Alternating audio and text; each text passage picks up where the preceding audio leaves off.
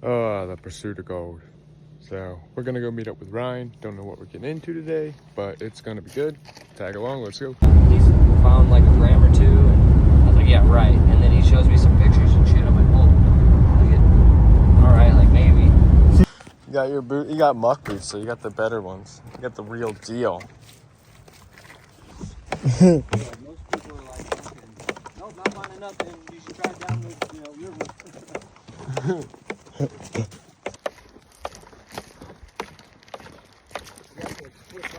But yeah, so you're gonna start over there. Yeah. Sound good? Watch, you want to do a shovel to shovel comparison? Yeah. I'm gonna go. There's someone working there, but I'm starting right here. The inside bin. He's in the middle. Okay, so together we're digging out this test spot, and we're going shovel for shovel, and here I am just panning it out, and I basically said, well, if you can beat 0 specs, you got me beat, because that's what happened at that pan.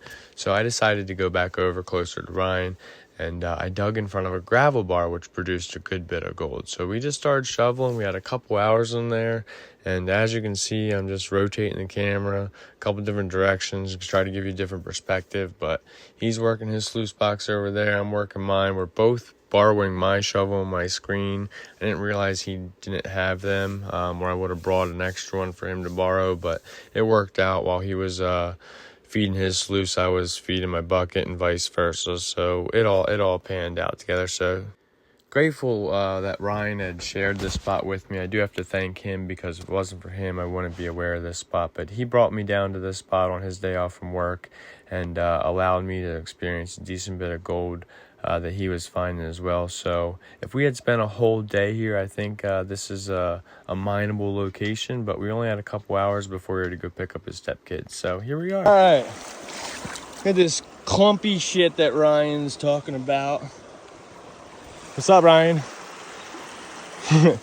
This is the clumpy shit that he brought me down for, and if you work through it, it's pulling some gold out.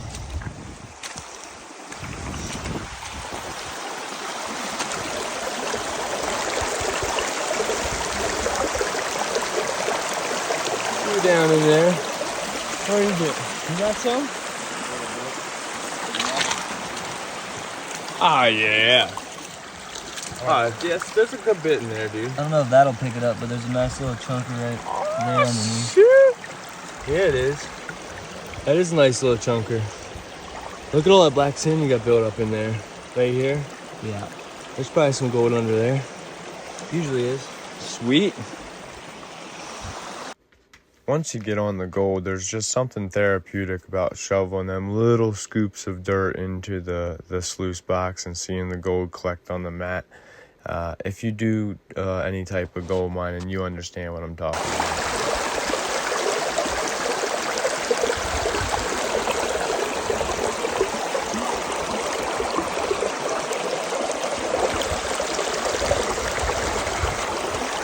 How's she looking?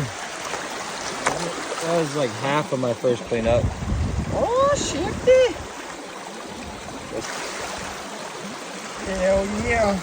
Panning in the car. I've never panned in the car. Some people just aren't built like me, no?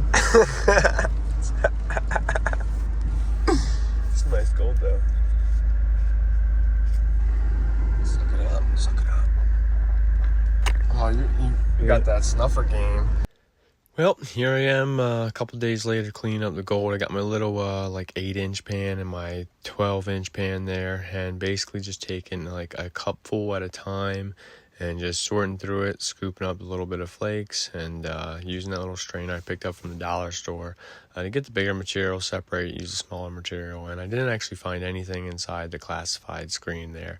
All the gold fit through that screen, so we were just patiently going through it. And then yeah, we went ahead and we went through all of the 1 bucket of concentrated material from the sluice box, and we get ready to put it all back in a pan and dump it back out to show you guys the snuffer dump.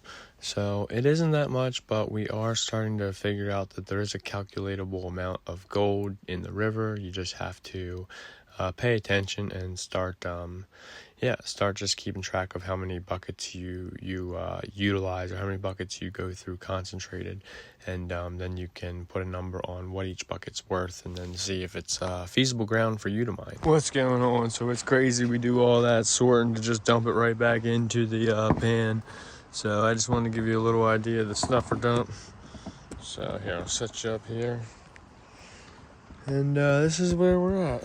So this is what we got in one bucket from the last spot.